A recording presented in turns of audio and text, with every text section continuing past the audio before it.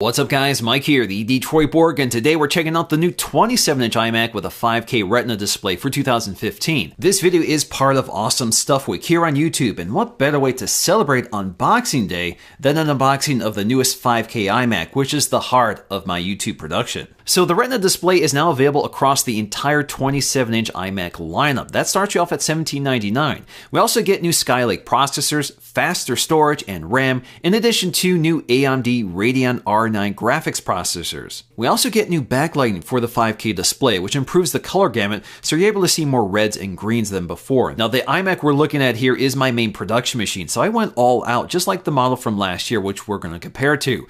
So I went with the 4 GHz Core i7. I'm going with 8 gigs of RAM because we're going to upgrade our own RAM here, which is really easy and much more affordable. If you want to get 32 gigs of RAM, you'll have to spend $600 through Apple. I can do it much cheaper, and I'll show you a bit later. I also went with a 3 TB Fusion drive, which combines an SSD plus 3 TB of hard disk storage, which speeds up performance but gives you a lot of storage space. I also went with the AMD Radeon R9 M395X with 4 gigs of video memory. So getting to the unboxing, this is going to be pretty familiar if you saw my 21.5-inch 4K iMac I just did last week. Obviously, this is scaled up to size. So the first thing we need to do here is pull the tab along the top so we can open up the box. Flipping the box forward, we'll find our very large and very heavy 27-inch iMac cocooned in lots of styrofoam. Now, the first thing I want to pull out here is the accessory packet. That includes our new Magic Keyboard and Magic Mouse 2. You can also replace or add the Magic Trackpad 2. Now, I've already covered those accessories in detail in previous videos, which I'll leave linked in the description below. So, of course, we have our Magic Keyboard wrapped in this sort of frosted plastic. It's nice, lightweight, and ultra thin. It also has an internal rechargeable battery, so we no longer need to replace the batteries like we had to with the previous generation. We also have our Magic Mouse 2, which again has an internal rechargeable battery and is charged via a lightning connector. Of course, we also get a lightning cable for recharging those accessories. So again, all you have to do is connect your accessories to your iMac and it'll charge it for you. We also have our literature packet, which includes a quick start guide, some warranty information, and a set of Apple stickers. We also get a microfiber cleaning cloth for cleaning the glass display. Now, interestingly, this is no longer Apple branded as it usually has been in the past. Now we're left with a styrofoam cocooned iMac, which we have to lift up here. It's kind of heavy, so you may want to do this on the floor instead of a table like I'm doing here. So let's go ahead and pull that up and get the box out of the way. First up, I want to take a look at the power cord, which is nestled into a compartment behind the iMac in one of the styrofoam pieces. So you just pull up the tab, and inside you'll find your power cable, which will connect later. Next up, we need to remove the styrofoam segments protecting the iMac, and of course, beneath that is even more packaging. So the first thing I want to do here is remove the styrofoam envelope. I just have to peel the tabs along the back, and once I get the flaps out of the way, I can go ahead and pull up the sheet in one piece. But of course, there is more where that came from. So we have some plastic covering the pedestal. So again, the iMac is kind of heavy, so you have to be careful here when you lift it up to remove the plastic sheet. Now the iMac is also wrapped in plastic, so we're going to go ahead and pull the plastic up along the side so we can remove this neatly. Now the 27-inch iMac has a RAM door, so you can upgrade the RAM unlike the 21.5-inch 4K iMac. So that's also covered in a plastic sheet, which I'm going to go ahead and peel off here as well.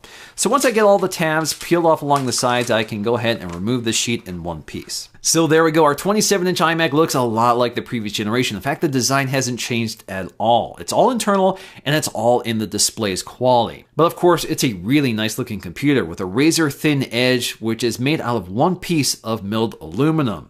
Of course, it bows out toward the center here for all of the internals, and then you can see it meets toward the center at the hinge. So this hinge is spring-loaded because of the weight of the iMac itself has to be spring-loaded to maintain tension. But of course, you have a good amount of articulation here to pivot the display to whatever you want. So along the back toward the top, you'll find your Apple logo. That's part of the Wi-Fi system, so Wi-Fi needs radio transparency to work through the metal body, and the black plastic Apple logo is there for that. And just above that, we'll find a set of dual microphones etched into the metal. You'll find one facing toward the top along the edge of the iMac, and another one facing the rear. In terms of our I/O, it's basically the same. We have a headphone jack that supports optical output if you have the right cable. Of course, we have an SD card slot. We get 4 USB 3.0 ports, 2 Thunderbolt 2 ports, and a gigabit Ethernet port. So as you can see, no USB Type-C for this generation yet. And on the other side, you'll find your rear-facing power button, which is concave, so it's easy to find when you reach around the computer to power it on. Now, tucked behind the hinge, we'll find a lot going on here. So, of course, we have our exhaust fan for keeping the iMac cool. The inlets are on the bottom of the iMac, which we'll take a look in just a minute. Now, before I do anything else, I want to swap out the 8 gigs of RAM for 32 gigs of RAM. So I was able to buy it for less than $200 through Amazon, and of course, I'll leave links in the description below. So if you want to buy your own RAM, you can do that. Now, in order to get access to the RAM, I'll have to lay the computer flat. I'm going to use a piece of fabric in order to protect the glass display. So in order to eject the RAM door, you just have to push on this recessed button. So in this case, I'm just using the corner of an Apple TV remote to do it. And I can go ahead and pull off that RAM door. So the RAM door itself does have some brief instructions on the inside to show you how to open up the RAM trays. So the RAM trays are spring-loaded, so all we have to do is spread out the clips and it pops forward. This allows us to just simply pull out the two 4 gig sticks that came installed. And all we have to do is install the 8 gig RAM sticks in all 4 slots and make sure they're perfectly seated and secure, and pop the tray back down, and we can go ahead and pop the door back on. Now, keen observers will notice that I'm actually installing slower RAM. This is 1600 megahertz instead of 1867 megahertz like the chips I'm removing. But once those kits are readily available, I'll update the description with the new links. So on the front of the computer, we have this edge-to-edge glass panel covering this very large display. Now that glass panel does have an anti-reflective coating, so it does control some of the glare and reflection you get with this display, but it's still a glossy display, so you'll still see some of it.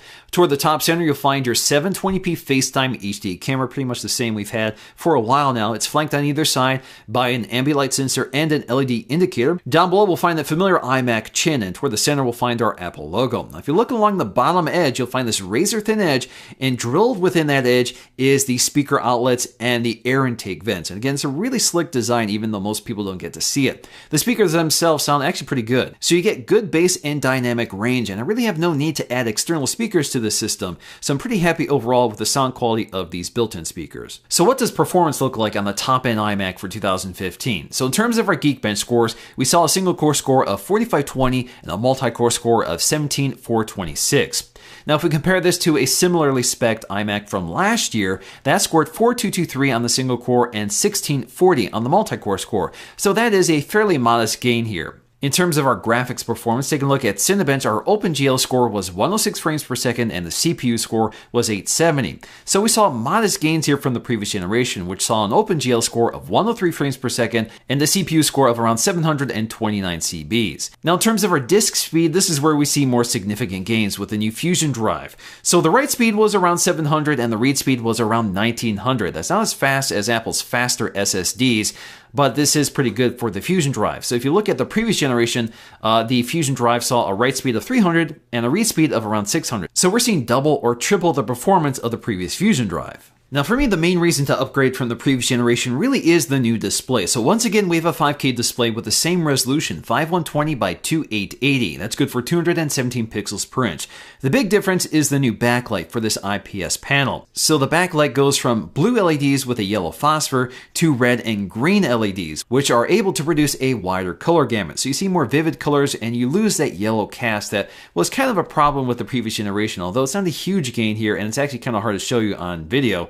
But generally speaking, the new display on the 5K iMac looks a lot clearer with clearer whites and more vivid colors. And generally speaking, it's a really pleasant display to use, but it's not a night and day difference. And unfortunately, despite Skylake, which could support it, the iMac doesn't have the I/O to support target display mode. So this cannot be used as an external display. But of course, one of the fantastic things about a 5K display is that you have so much resolution to work with, you can preview full 4K video with enough room for the editor. In fact, this is what I use for my main production, and it really comes in handy. So there you go, that is the updated 5K iMac for 2015, which brings us a much better looking display and some improved specs. And of course, that better looking display is now available at a much lower price point. So that's gonna do for me in this video, guys. Hope you enjoyed it. If you did, please give it a thumbs up to let me know, and I'll see you again in the next video.